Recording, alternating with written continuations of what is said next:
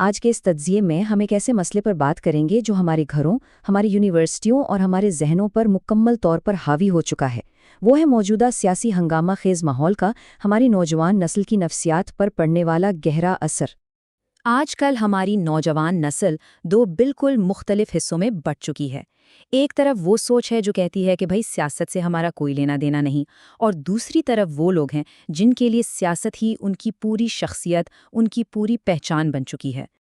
اور اس کا نتیجہ کیا نکل رہا ہے؟ ایک ایسی نسل جو ذہنی طور پر بالکل تھک چکی ہے۔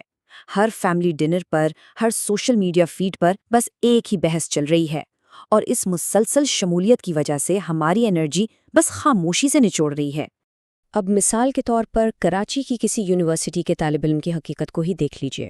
مہنگائی، فیسوں کا بوجھ اور آگے کیریئر کا زبردست پریشر، یہ وہ حقیقی معاشی مسائل ہیں جن کا بوجھ روزمرہ کی بنیاد پر پہلے ہی بہت زیادہ ہے۔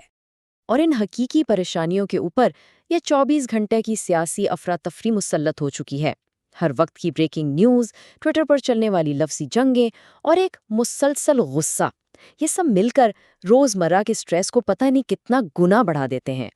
تو یہاں ایک بہت اہم سوال سامنے آتا ہے، بحیثیت نوجوان ہمیں سیاست میں حقیقتاً کتنا شامل ہونا چاہیے؟ آخر ہماری ذہنی صحت کی حدیں کہاں سے شروع ہوتی ہیں اور کہاں ختم ہوتی ہیں؟ دیکھیں، یہ تو ماننا پڑے گا کہ سیاست سے مکمل طور پر کٹ جانا بالکل ناممکن ہے۔ پیٹرول کی قیمتیں ہوں، انٹرنیٹ کی پابندیاں ہوں یا ملک کی معیشت، ہماری روزمرہ کی بقا براہ راست سیاسی فیصلوں سے جڑی ہوئی ہے۔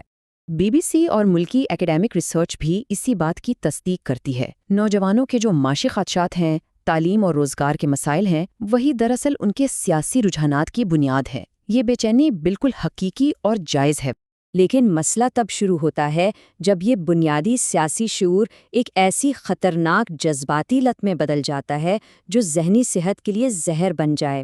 آگاہی اور جنون کے درمیان کی یہ لائن بہت باریک ہے۔ اس سیاسی جنون کی نشانیاں کیا ہیں؟ مسلسل ڈوم سکرولنگ کرنا، منفی خبریں پڑھنا، ایک ایسی کھج یا غصہ جو اندر ہی اندر کھا جائے، اور 24 گھنٹے کا جذباتی تناؤ۔ یہ عادتیں ہمارے دماغ کو بری طرح تھکا دیتی ہیں۔ الجزیرہ اور واشنگٹن پوسٹ جیسے اداروں کی تحقیق اس بات کا ثبوت دیتی ہے کہ مسلسل سیاسی غصہ اور آن لائن تناؤ ہماری کوگنیٹو پرفارمنس، یعنی طویل مدتی سوچنے اور سمجھنے کی صلاحیت کو تباہ کر دیتا ہے اور شدید اینزائٹی کا باعث بنتا ہے۔ اسی لیے آج کل کسی بھی چائے کے ڈھابے پر چلے جائیں، ہر دوسرا شخص بغیر کسی ڈگری کے ایک ایکسپرٹ فارن پالیسی اینالسٹ بنا بیٹھا ہے۔ لیکن ذرا ان کی حقیقی زندگی اور کریئر کا موازنہ کریں تو تصویر بالکل ہی الگ نظر آتی ہے۔ اس نام نہاد تجزیہ کار بننے کی قیمت بہت بھاری چکانی پڑتی ہے۔ اس ساری عمل میں نہ کوئی اچھی سی وی بن پاتی ہے، نہ اسکلز پر توجہ دی جاتی ہے، ڈگری سائٹ پر رہ جاتی ہے، اور ذہنی صحت بالکل تباہ ہو کر رہ جاتی ہے۔ یہاں پر رک کر سوچنے کی ضرورت ہے، کیا ہم واقعی کوئی مثبت ایکٹیویزم کر رہے ہیں، یا پھر بس سوشل میڈیا پر موجود بے مقصد غصے کو کنزیوم کر کے اپنی قیمتی انرجی ضائع کر رہے ہیں؟ سیاسی شعور ہونا بہت ضروری ہے، اس میں کوئی شک نہیں، مگر کسی سیاستدان کو اپنا مسیحا سمجھ لینا یا سیاست کو ایک عقیدے کی طرح اپنا لینا، یہ انسان کی اپنی آزادانہ سوچ کے لیے بے حد خطرناک ہے۔ حقیقت تو یہ ہے کہ سیاستدان اور حکومتیں آتی جاتی رہتی ہیں، یہ عارضی ہیں، مگر ہماری زندگی، ہمارا کریئر اور ہمارا مستقبل یہ لانگ ٹرم ہے، انہیں کسی عارضی جذبے کی بھینٹ نہیں چڑھایا جا سکتا۔ اکیڈیمک ریسرچ بھی اسی منقطع تعلق کی طرف اشارہ کرتی ہے۔ نوجوان سیاسی عمل کا حصہ تو بن رہے ہیں، لیکن انہیں اندر سے یہ احساس بھی کھا رہا ہے کہ سیاسی رہنما ان کی روزمرہ کی جدوجہد، ان کی مہنگائی کی تکلیف کو سچ میں نہیں سمجھتے۔ دراصل یہ سب ایک بہت بڑے اوور کنزمپشن کرائسس کا حصہ ہے۔ ہر وقت کی سیاست، بھاگ دوڑ والے ہسل کلچر کا پریشر اور سوشل میڈیا کا غصہ، یہ سب مل کر ایک ایکسٹریم لیول کا سائیکولوجیکل برن آؤٹ پیدا کر رہے ہیں۔ یہ بات سمجھنا بہت ضروری ہے کہ ہر وقت غصے میں رہنا کوئی ذہانت نہیں ہے، اور ہر مسئلے پر خاموش یا نیوٹرل رہنا بھی پختگی نہیں ہے۔ اصل ذہنی پختگی ایک صحت مند توازن، ایک بیلنس قائم کرنے میں ہے، اور اس بیلنس کے لیے ایک شعوری نقطہ نظر چاہیے۔